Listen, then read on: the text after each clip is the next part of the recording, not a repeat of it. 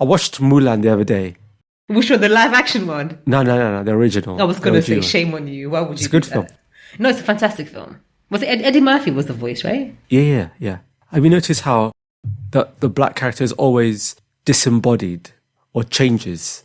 You mean like Princess and the Frog? You mean how she was a frog the whole time? And in Shrek, the black character is a donkey. In Mulan, is an animal. Listen, you have your fourth eyes open at this point. People are not ready for this. Welcome to the 5th episode of the Unpick podcast with your hosts K and S. Why do you always say that like you don't know who I am? Like there's a level of doubt in your voice. Do you know what it is? I look across and I'm expecting your name to come up on the screen like in proper TV production interviews. We don't have the budget for that. So a lot's happened since we last recorded. Yeah. A lot's happened on this side of the pond and a lot's happened in America. But somehow they both collided. Mm-hmm. So today I went on Twitter. I'm not on the Twitters, but I went on Twitter. And You're definitely on Twitter. You're definitely. And I'm not going to lie, I was about to slander someone. Who was he? And I saw they blocked us. I was like, first of all, I felt like we've been blocked for thought crime. Because we hadn't said anything, right? And also, we only have 5 followers. So, I mean, I don't know if that means anything, but the point is we're young. And we're a young account. And we only have how many? We don't even have 100 tweets yet. And the tweets are not that spicy. Not yet. We're still on Nando's, Herb and Lemon and Herb. Yeah, the mango, is it the lime and mango? We're not there yet. Our tweets are fruity with a hint of spice, but they're going to get hotter over time. Exactly. We have 5 followers and we don't have that many tweets. But anyway, who blocked us? First of all, I just feel privileged that we're making waves without even tweeting. We've already unsettled him in his spirit without even saying anything. There's a guy called Calvin Robinson, yeah. Who is a fellow young black brother. Is he young? Gets wheeled out ever so often to spout this anti-black stuff. Wherever there's someone attacking black people, he's there to give them a pass. He's that black. You know when people say I have a black friend who lets me say the N-word? It's Calvin. It's people like Calvin for sure. And we saw him be wheeled out again this week when it came to the Meghan and Harry stuff, which we'll get into later on. Do you know what? You just reminded me of a random memory when you said handing out passes. Do you remember? I want to say 15 years ago. Okay. When you used to get the weekly travel card before the Oyster card. The £5 a week for the kids in London. It was a piece of paper. It was a 5-day pass. What am I thinking about? Yes, I know what you're talking about. It was a piece of paper. And then you would go to the shop and they would stamp the start date. I mean, if you're under 20, this is sounding like a myth to you. But before Oyster cards, you went to the corner shop. They had a piece of paper, same size as an Oyster card. And Bossman would like rewind it, get the time right, the date right, check the calendar, and then stamp it. Yeah. And apparently, one of the forms of fraud is my man were ordering their own stamps from Alibaba.com and finessing TFL. Wait, was Alibaba even a thing back then? There must have been something. Yeah, probably. Yeah. But anyway, but what was he wheeled out for this week? Because I saw him trending, which is what put it in my spirit to go slander him. I think also what's probably happened, I have a couple of hypotheses as to why we were blocked, right? So I think it's because this week you decided to add to our description something, which you added this to the Twitter, which was somewhere between a socialite and a socialist. Yeah. And I think that is what he may have scrolled through and saw that and just thought, I don't need this. But we're such a small account. How did you even come across this? I don't know, but I'm wearing this with a badge of honor. And I'm too busy on TalkSport kind of talking trash. Talk radio. Is it Talk? No, it's Talk Radio, right? Oh yeah, Talk Radio. TalkSport is a whole wholesome different thing. Wait. Are we sure they're not owned by the same person? Actually, you're right. Before I say they're wholesome, they're probably not. I don't know. Because I feel like if Talk Radio has a sport sister, they're the ones who are going to be blaming Marcus Rashford's form on his political campaigning. Anyway, let's get into this week. So Well, the past couple of weeks. The budget happened. The March budget. Kind of like a big budget, because this time last year, just feels like it's a long time ago, but this time last year, Sajid Javid was about to unveil his first budget. And then he got sacked, or did that happen the year before? I was going to say, you know what? I don't remember. I think it's like February last year. Sajid Javid was sacked. Rishi Sunak became the Chancellor. And then a few weeks later, the pandemic hit, and he had to do this emergency budget. So this was kind of his second stab at the budget. What stood out to you? So I had a quick look through, and it's things that were to be expected, which were predicted, which is the furlough scheme was extended until September. The £20 top-up for universal credit was also extended. Yeah. There were massive grants. I think it's 5 billion for businesses, across different sectors, to be able to recover from COVID when hopefully things open up properly. The stamp duty holiday, I think, was extended as well. So nothing unsurprising. The big thing, though, that caused a massive, and is still causing a massive uproar, is the 1% NHS pay rise, which essentially amounts to a pay cut when you take into consideration inflation. And I think it's about £3.50 a week. So, these are the people who we called COVID heroes. You people made your kids draw all these rainbows and stick them in the window. You got your pans out. I think it was every Thursday. Was it Thursday? Thursday, 8 o'clock. At 8 p.m., to walk outside your house. Boris Johnson is the one who went around saying the NHS saved my life. Yeah. And come to find out that 1% is apparently all that they can afford. And Rishi Sunak said it was proportionate, fair, and reasonable. And every minister, anyone who's been asked about this, has essentially said, this is all we could afford. I think the Royal College of Nurses have now created a £35 million fund for industrial action, which I think they're ready to go. I think all the Royal Colleges that involve NHS workers has roundly condemned this and said, it's too little. You said you cared about us. You said what we did was amazing. Now show us. And I think it'll be interesting to see what will happen over the next couple of weeks. Because I don't know about you, but I smell a U-turn. If you had to pick something to capture what Britain's become, it's this, right? Because I was walking the other day and I walked past QuickFit, which is this car MOT garage kind of place, right? I mean, for someone who doesn't have his license, that's a lot of knowledge. And there's a giant poster in the window, thank you NHS heroes. Like everywhere you walk around, you see these posters, thank you NHS heroes. If you're the government setting the budget, you have to ask yourself, what can I get away with? What will I not suffer at the ballot box? And the fact the government feels that they've got the political cover to do a 1% pay rise. Because the government doesn't think this is going to affect their votes. The government doesn't think this is going to affect their polling numbers. The government doesn't seem to think that less people are going to vote for them because of this policy. And this tells you what the country is. You spend the last year clapping for nurses, clapping for carers, painting your rainbows, as you said. When push has come to shove, time to put our money where our mouth is, 1%. That doesn't even cover inflation. Yeah, it's actually a pay cut in raw terms. It's not even a pay rise of 0.01%. It's actually a pay cut. I don't know. Do you see the right-wing Twitter response to this? A lot of it was just be thankful you've got a job. Was it the Tory life peer who said the NHS is an enviable position because you have job security? I'm sorry, do we want our nurses and doctors and NHS staff to not have job security? What are you talking about? You're a life peer. Your job is secure. And also it's this thing of, once again, it's this theme that we see all the time about be grateful for whatever crumbs you can get, whatever you can salvage, whatever, you're given, be grateful. No matter how disproportionate, no matter how unfair it is, be grateful. And that's the sentiment I was getting when I was hearing this pushback was, well, it's all we can afford. We're doing our best. Like you said, this is a political calculation that someone made on the back of 100,000+ people are dead. Someone looked at everything that's happened and thought, this makes sense. And that's ridiculous to me. You talked about the stamp duty holiday.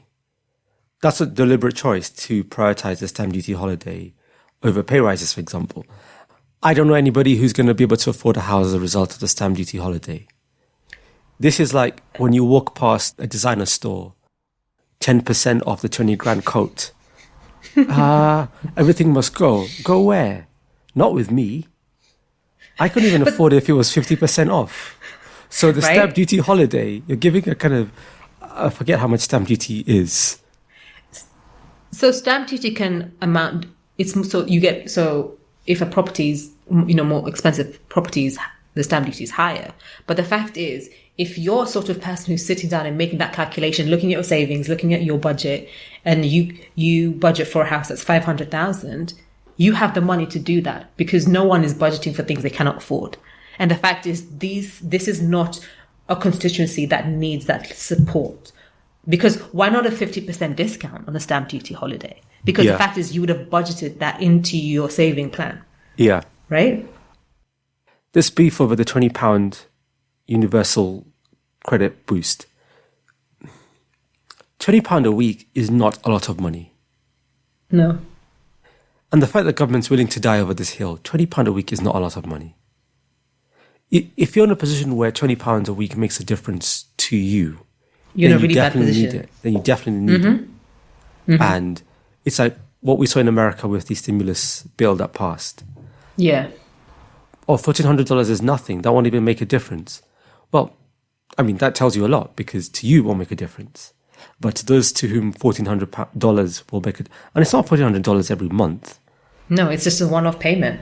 Yeah, a disappointing budget. But, of course, as you can expect, the Daily Mail, the Daily Express, the right-wing media hailed it as Rishi Sunak's COVID recovery, magic monetary beanstalk plan. It's like, our media is in the gutter at the moment. How is the government still polling as well as they are? I will never know. We will never know. How many people have to die for people to go, maybe I won't vote for you next time? The thing is, so our next election is what, in 3-4 years, right? The next general, 2024. The stuff that's been happening in another time, in another place, would have triggered another election immediately. Because I think the one thing I still cannot wrap my head around is the 100,000+ deaths that we've had. We were told if we make it past 30, that's even, that's something to really, be afraid of. And then we passed 30, and then we're told it was 50, and then we passed 50, and then we're told it was 100, and then we passed 100. And now there is no point even them telling us if we pass 150, because we're way past the point of no return. And this is so early in this government because we have 3 more years to go. And I'm scared because I'm thinking, well, what else is there? Like, what else can they do? Because clearly we have a population who, for the most part, don't really care. And it's in a week where we've been hearing about duty and about shaming public service, making Britain look bad. Nothing makes us look worse than allowing over 100,000 of our citizens to die. Right. As the 5th or 6th richest country in the world. Right. This was our moment to shine. With the health infrastructure, with a publicly funded university system, excellent system, we were the country that we have a vaccine, we have a health service, and what you find is it broke down because of years of chronic underfunding. Because even look at the NHS funding, there were some things in the budget, like there was boosting for spending for the devolved nations. Okay, good. There was some funding for domestic abuse. There was some funding for, the arts, which of course massively need, support, and especially at this time. Because for me, it was the stark contrast between the stimulus bill in America versus our bill. Because in America, it seems like it's 1 trillion. Now, I know obviously the population sizes are different. Yeah. But in America, you had allocation for kids, I think it was kids' lunches being funded till the summer. Yeah. There was money for some green technology. There was money despite the fact that Biden and Democrats ran on, you'll get your $2,000 check. The fact is, they then backdated it and said, well, they didn't backdate it. They said, well, you got 600 first, so you're just going to get 1,400. And when you add those two, it makes 2K, even though that's not what's said. That is going to massively harm them, because if I'm a Republican, I'm going to run that. Even though I know I would have never voted for the for the stimulus thing, I will just run that and say, Warnock said you're going to get 2K. Stacey Abrams said you were going to get 2K. Biden said you were going to get 2K. They all said that and you didn't get 2K. That's a massive promise broken. The other big thing that happened this week. Mm-hmm. Man and wife speak to neighbor. Really? I feel like this is like those dinner party games. You're like, man and wife. Oh, is it? Okay. Yes, I'm with you. Or, woman and husband speak to neighbor. Mm-hmm. And people just lost their minds. People lost their ever-loving... Can we cuss on this? If it's too hot, I'll do what I did last time. People lost their goddamn minds. People lost it. And the funny thing is, people lost it before it was even aired. So the run-up to... and by the way, if you haven't figured this out, we're talking about, obviously, Meghan and Harry and Oprah. And also Tyler Perry. Yeah. So shout out to Tyler Perry. Shout out to Tyler Perry. I've never seen anything by Tyler Perry. I was cancelled by Boondocks not to, but that's a different day. We'll talk about this later, but there is a movie that... what is it? It's the movie with Taraji P. Henson on it, and it has a boat. Right. Wait, anyway. We're getting sidetracked. Wait. We're getting sidetracked. I think we should bring people in on the whole Tyler Perry thing. Because apparently Tyler Perry does one type of movie. I'm going to say one thing, and then we're going to move on. Okay. Right? Right? Yeah. Tyler Perry hates black women, and let's move on. Okay. And if you want to know, you and I are going to chat afterwards. And if anyone else wants to know, tweet us, because apparently we're active on the Twitter and we've got haters on our back. But yes.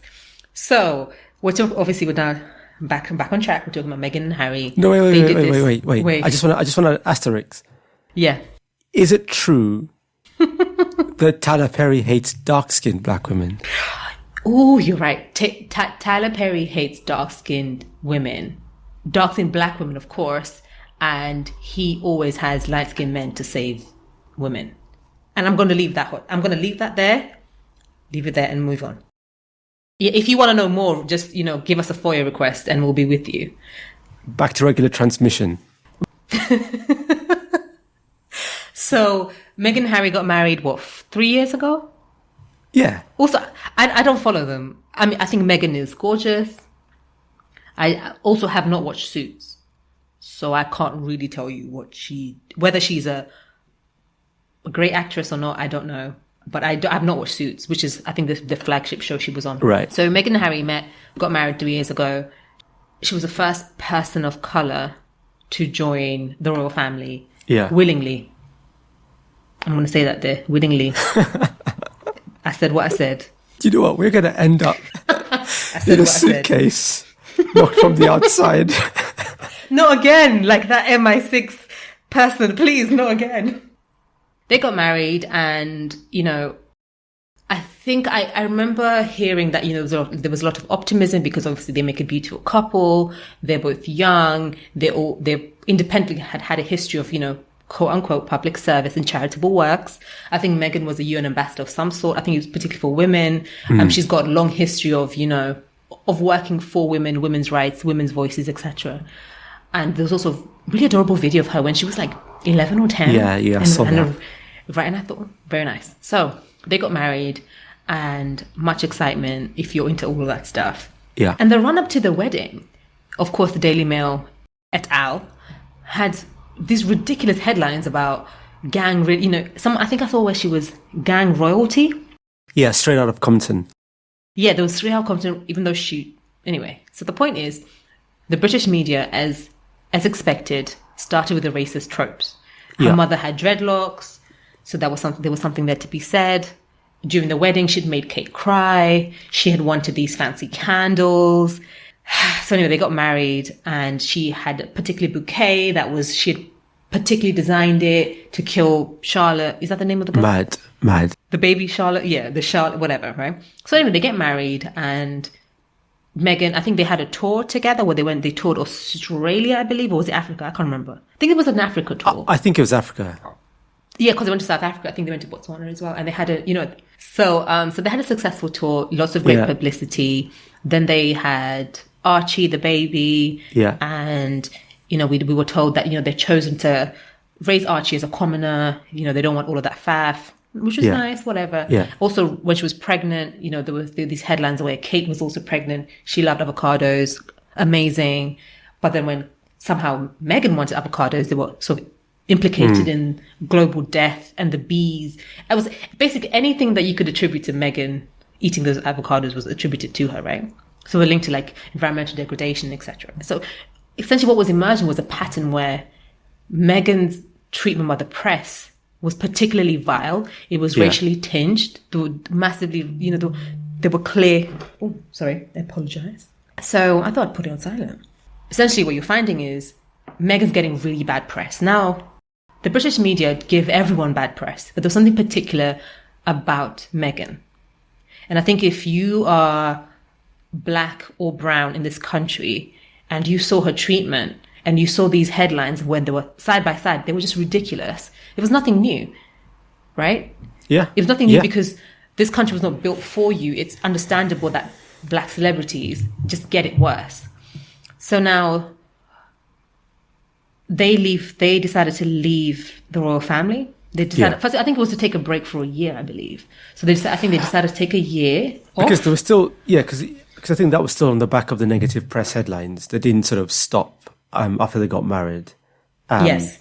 And I don't know if you remember when she gave birth to Archie, there were all these negative headlines because one, for example, she'd chosen to have her own doctor. The idea that a woman will choose to have her own doctor while she's giving birth instead of the royal doctor, that was seen as a snub. She didn't come out and pose outside the hospital the way Kate did, completely being hounded over every single thing. Right. The press felt they were entitled to own her, essentially. Yeah, I think also her baby shower, she had flown to New York, and that was a whole issue because it was all star-studded, completely forgetting that Meghan is not your run-of-the-mill girl down the road. Meghan has been a working actress for over a decade. She's had her own money. She's been independent. She has her own star-studded friends. I mean, Serena Williams is one of her close friends. Like, she wasn't Kate. She wasn't a girl in the middle of nowhere plucked, sort of chosen for royalty. In a way, she had so much of her own, and she wasn't this ordinary person. She was someone in her own right. So anyway, so after all of that, I think it was a Christmas shock. I think was it after Christmas? Listen, I don't keep up with these people, but the point is they decided to go to Canada and take a step back from the duties and focus on their family. And I think also they said they wanted to pay their own way. They wanted to make their own money. Yeah. And for them to do that, they had to take a step back from the royal duties. But they still maintained patronages for some charities, right? So they left, went to Canada. The Daily Mail released their location. And so they decided to move to America for some privacy, right? What's important to note is when they're official dating, I think you have to release a statement to say who you're dating. I think Harry had released a letter saying that the level of coverage is racist, it's horrible. I remember that, You need to give us our space, which was unprecedented because that doesn't happen. The royal family kind of just take it, right? Diana took it until she had an interview, but there's this thing of you just take whatever the press give you, right? So now this is a year on, they've had a year of this trial separation, and they now want to consciously uncouple. And so the Queen essentially strips Harry of his military, whatever it is. Meghan as well. I think she was a patron for some of the arts charities, whatever. Yeah. So anyway, they get stripped. And essentially they're still members of the royal family in the sense, but they're not part of the royal institution. They're not part of the firm. Yeah, that's crazy. There are people with titles here who've never served a single day in combat. Like, whether or not you agree with it, like that aside, Prince Harry did 2 tours of Afghanistan. The man went to fight your stupid wars twice, and yet you're stripping him of his military honours. Where there are people here who've never ever done a bleep test. Oh, I hated the bleep test. So also, let's not forget, concurrently to all of this Meghan and Harry drama, there is Prince Andrew right there. He is right there. Right? He does this bombshell interview and this is something I'll never forget for as long as I live. When he was asked, and this was about his relationship to Epstein, right? So Epstein was like an open secret, but I think it had reemerged again in America that, he really was I was going to say in bed, but that's a horrible metaphor. I shouldn't say that. But Epstein was a disgusting person and that we were just uncovering more of his crimes. Yeah. And I think that the attorney general in Florida had also, I think it was Jim Acosta, was part of the Trump administration. It was a whole thing. And so at the height of sort of this reemergence of Epstein and his relationships with powerful people across both aisles, by the way, Democrats and Republicans, right? So more questions were being raised about Prince Andrew and his friendship with Epstein. And he'd done this, and then he went and did this interview with Emily Maitlis, I believe. Yeah, Newsnight. Right. I do like Emily Maitlis. Though, anyway, I was going to say something about her lipstick color, but that's neither here nor there.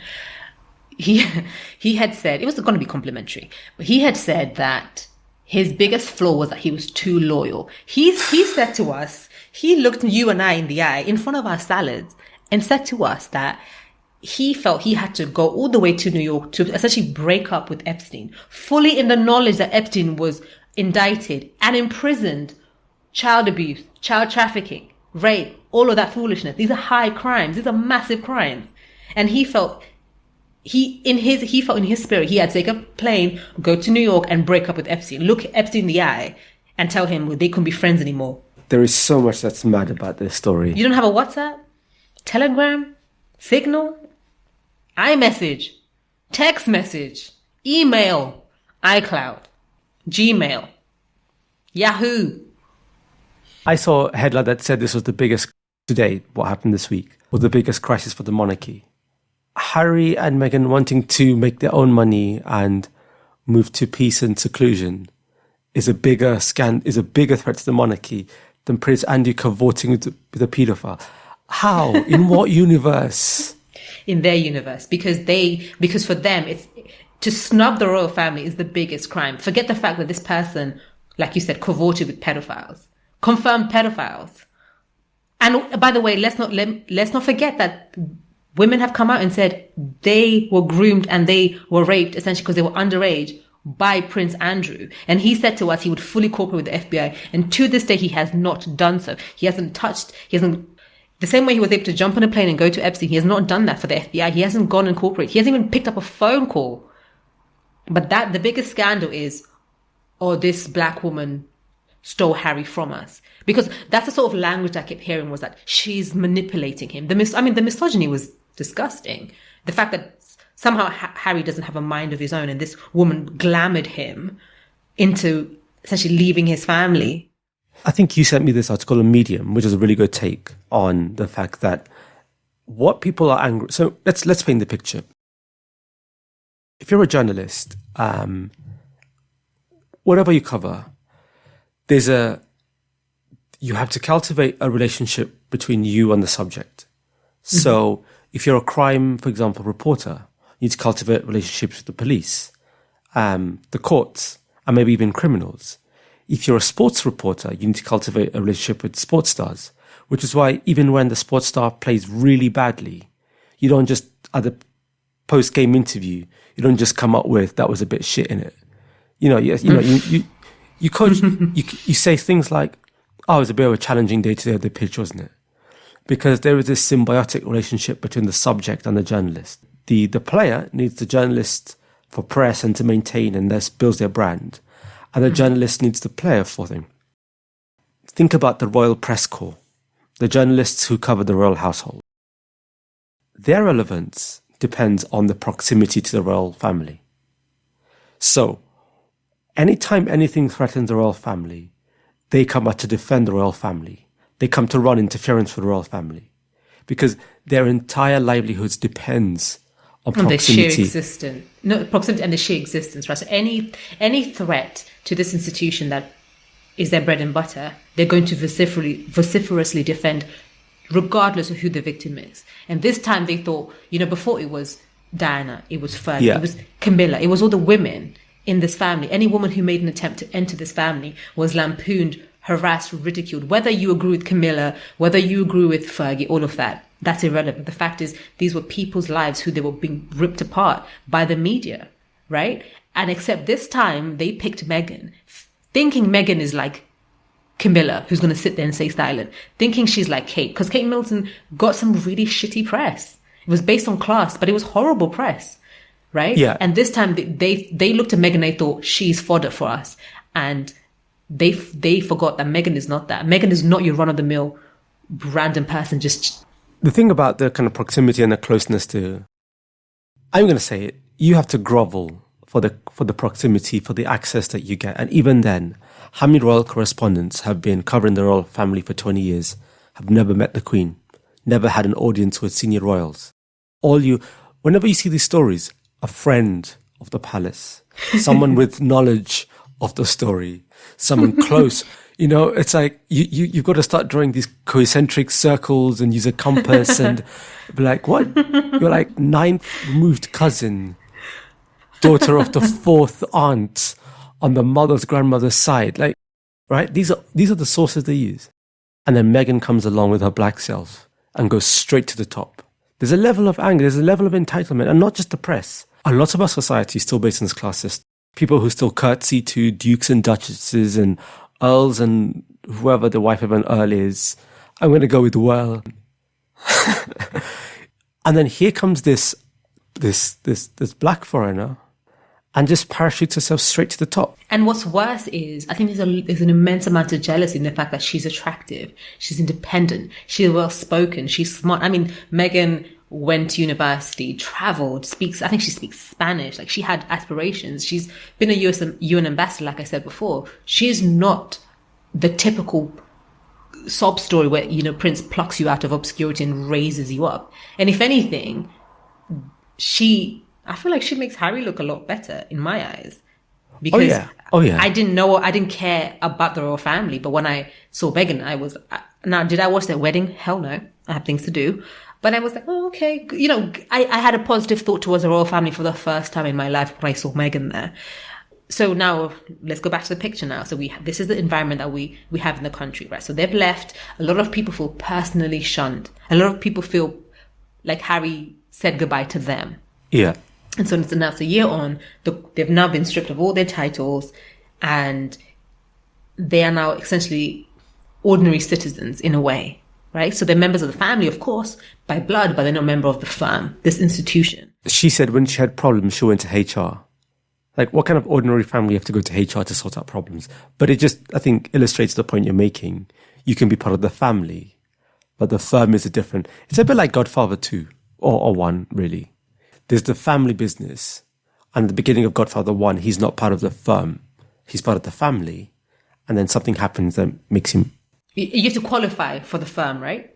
So family, you get that automatically because you're blood, but there's this qualification process that you must make, and you must pay your dues, right? You must do service. And that's something that we kept hearing was, well, the Queen does public service and they're turning their back. And the one thing I really liked about Meghan and Harry's statement was that service is universal. Yeah. And I think that, for me, that line really was a straight arrow to the heart of this whole institution. At least when I say that, as in the lies and the yarns, the mythology that's built up about the Queen and the royal family, is that they do public service, they do good works. But the Queen is just going around cutting ribbons. And even now, she's probably too old to do that. So she just wears really colourful dresses and walks around and says hello and moves on. Essentially what they were saying was, as a regular person, you can do good works. You don't need the pomp and the circumstance and the whole shebang to do good work, right? And because that's a myth that was sold. Because for me, this story goes so much more beyond the family crisis. But I think it goes to a big crisis around the Commonwealth, around Brexit, for example, right? A lot of countries in the Commonwealth are questioning the relevance the British government and the monarchy has in their lives. I mean, Canada, Australia have a blooming Republican movement, right, to remove the Queen as their head of state. I think a lot of people like the Queen, but they don't like the fact that Charles is next, right? Because back to the interview, Meghan and Harry made it very clear that there were several conversations that happened. There were concerns about Archie's skin color, but they did not come from the Queen or Philip. Now that's because Philip is half corpse anyway, and his racist days are kind of over him by default because his history is not squeaky clean. We have Philip on record saying some really funky stuff, right? And they made it really clear the Queen didn't say it and Philip didn't say it. Someone else did. And it's these other someone else's who are coming next. And this interview is a massive deal for the monarchy. When I take a step back and start thinking about it, what you have is a country that is not confident about its place in the world anymore. We're quickly becoming irrelevant.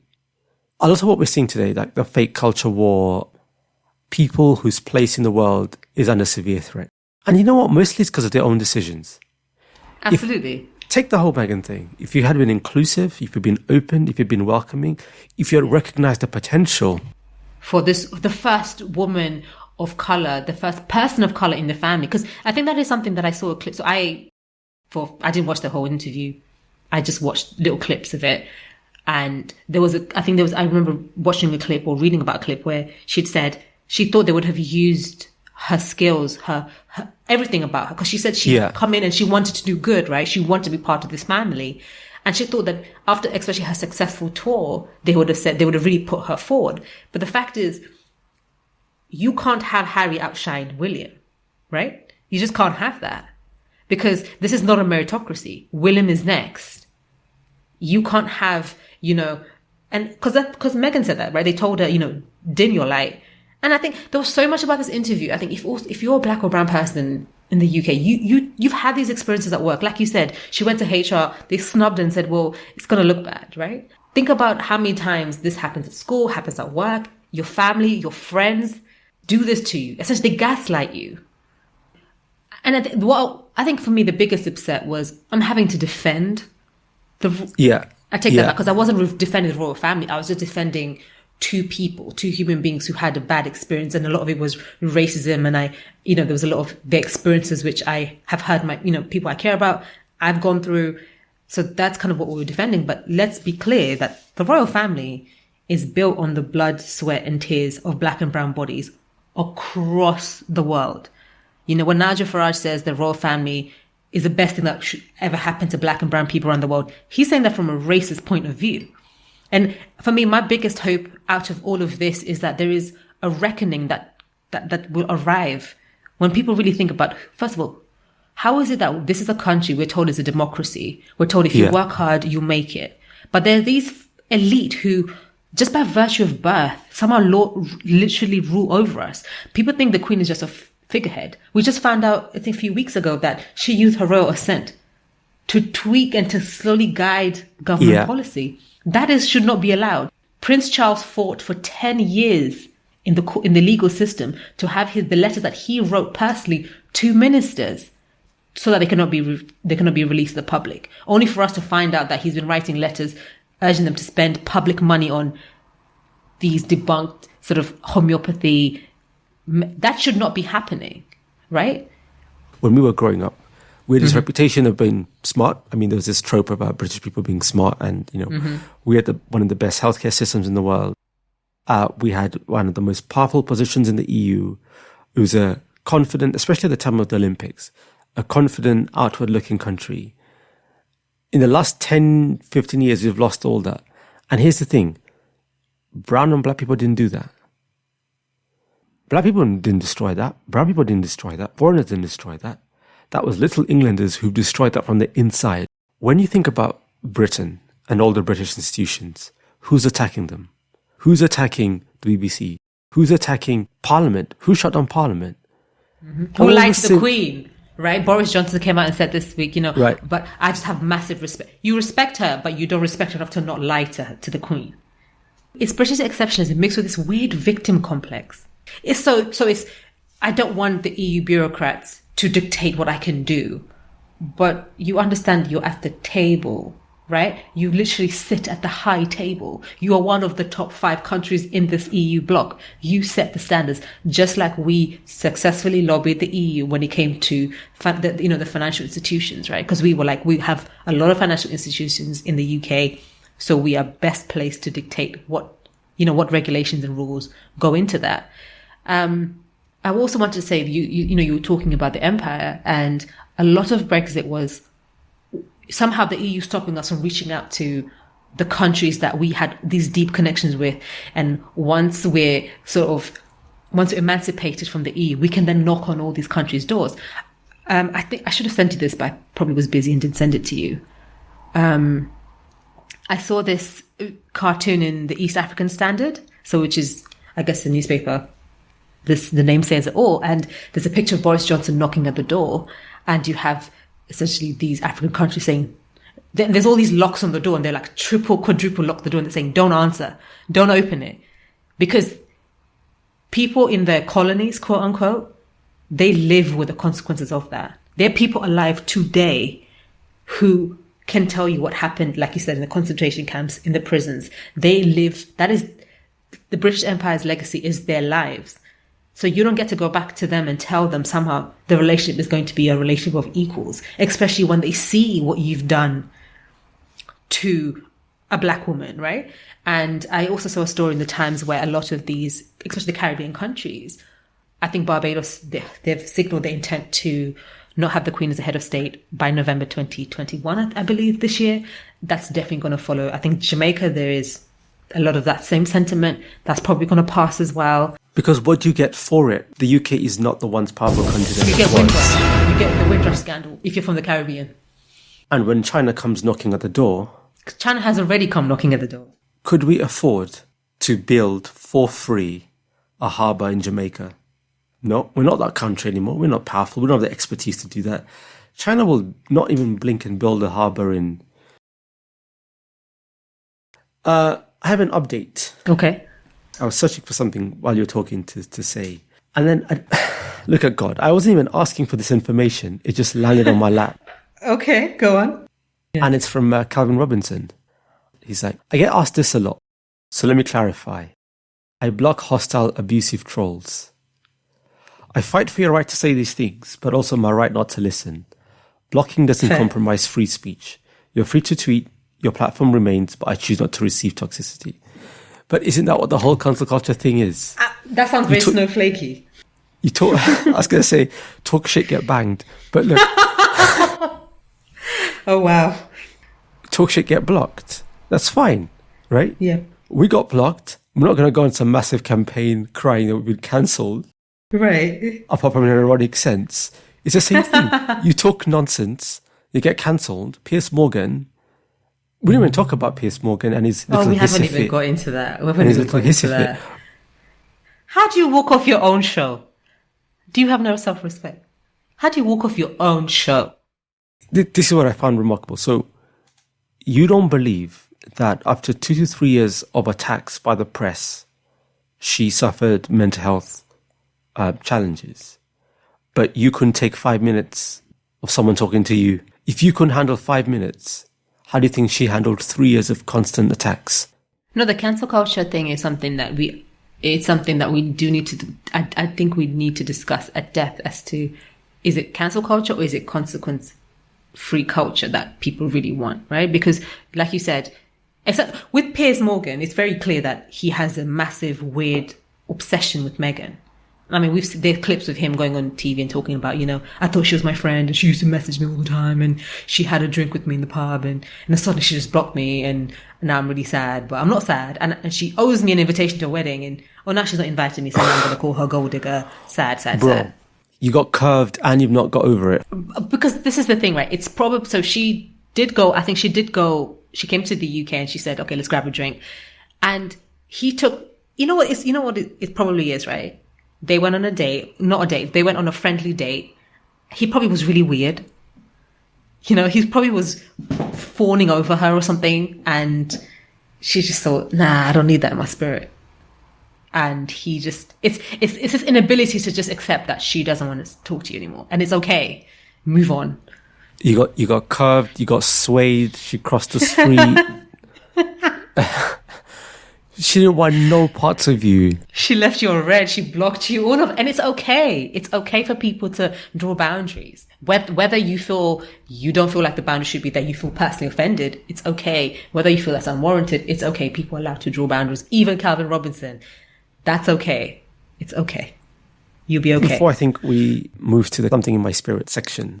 So giving you notice to start kind of rummaging deep in your spirit to start pulling out stuff like in Spirited Away.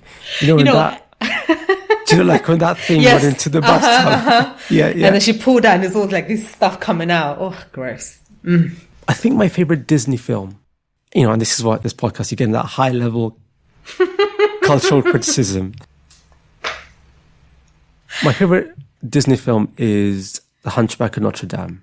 Okay. Have you seen it? Yeah, I have. The goat is really cute. That goat is really cute. One of the subplots is that you've got this really powerful bishop, priest, cardinal, whatever. I think he's a cardinal, yeah. And he's persecuting the gypsy community, and he comes across this really beautiful traveler, Roma lady, I think. And in the film, she's sort of darker skinned, so she's a person of color, or at least she's portrayed as the outside or the other. She's definitely coloured. She's coloured, yeah. There's a pivotal scene where he basically says how much he wants her, how much he fancies her, how much he's obsessed with her. But because he can't have her, he starts hating her. And you see this a lot with both, I think, Meghan and AOC.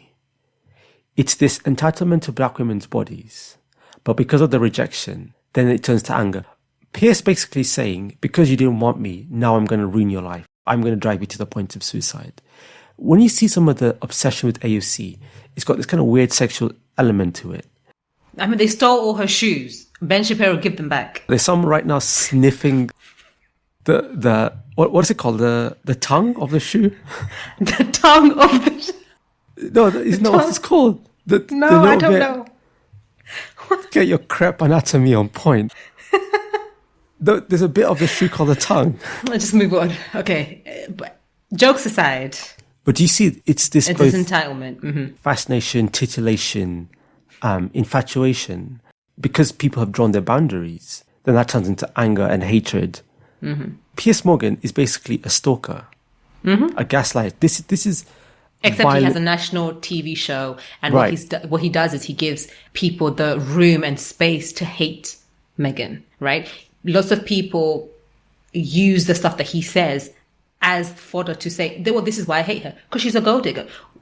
Who says she's a gold digger? Do you know how much she earns? Do you know how much she's made over her entire acting career? No, you don't. But Piers said it, so it must be true because, well, he sort of used to know her and they used to be friendly, and he said she stopped talking to him when she met Harry, so it was all about the money. First of all, that's a massive assumption that she wanted you for your money, or that she even wanted you. That's number one.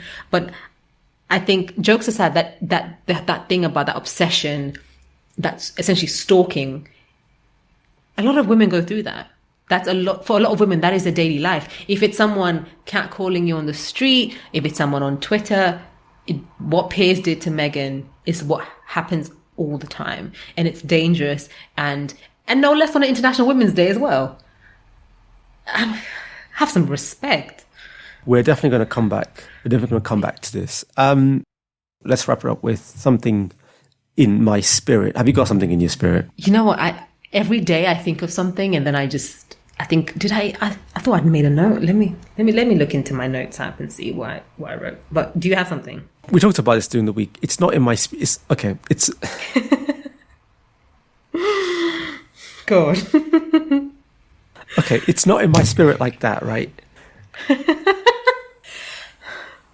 It's how I feel about stock footage. You're really going to bring this? No, fair enough. First of all, explain to people, because when you said it, I wasn't sure what that was, but once you explained it, I got it.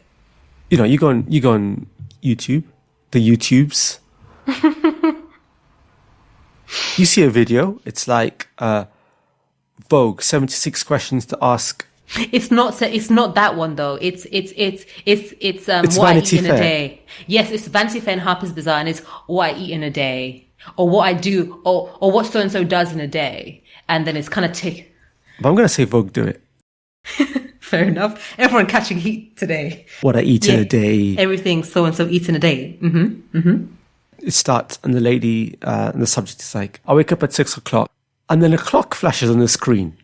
So it's, by the way, it's 50-50. So on the screen, it's half this person talking, and then this is half given to the foolishness. So like the person goes, I wake up at 6 o'clock, and then this alarm wakes up, this alarm flashes on the screen. You're like, all right, okay. I know what an alarm is. Okay, cool. Thanks for the reminder, bro. You know, I start with a little stretch.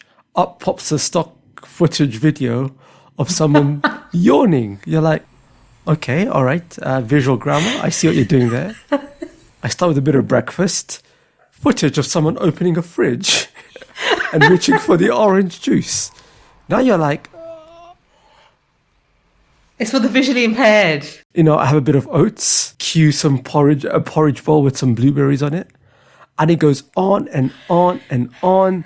And to give some credit to the editors, there is a bit of sorry. No. Sorry, this is your moment. Sorry, my bad. What credit? There is no need. So because they play on the puns, right? So like there was one the one I sent you where she had said that she had a bag of M&Ms and she found one in the bag and it was in the corner of the bag, and then flashed a picture of Eminem the rapper standing in a corner. This is not Grime Daily.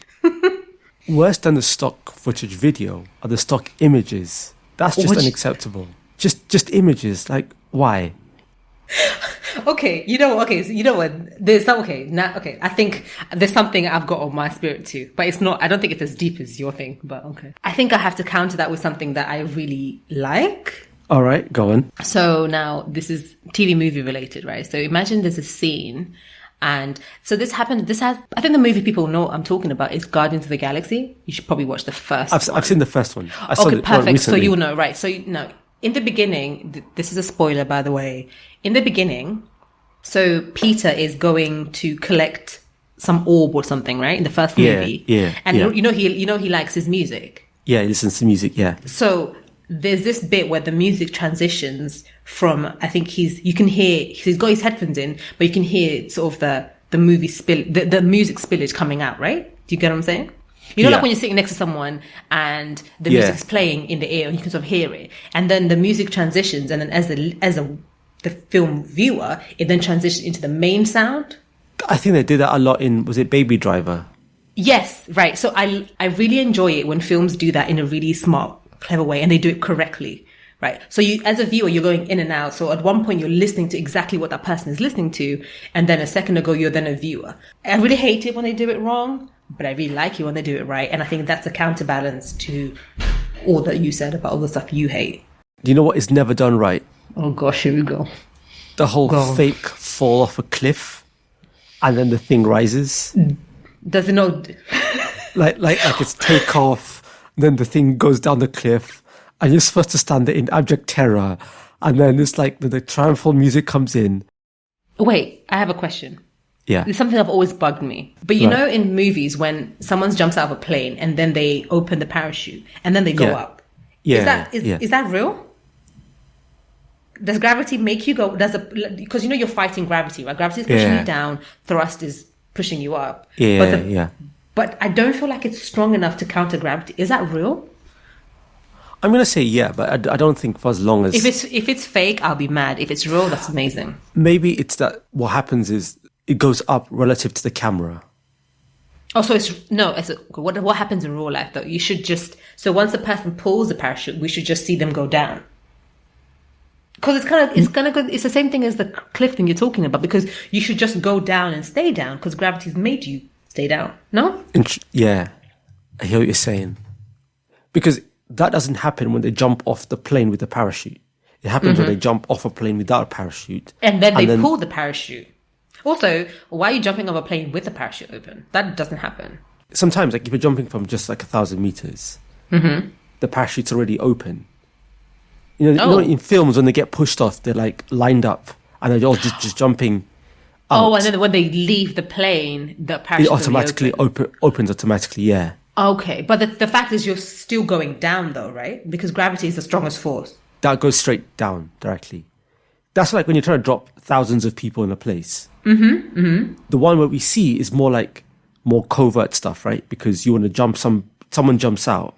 They only want to open the parachute when they get below radar or whatever it is. Right. Bonus material. Don't say we don't spoil you. I mean, I don't know if this is high quality content, but it's content. Definitely. We should talk more about films because there's tons of stuff they be doing in films and people let them get away with it.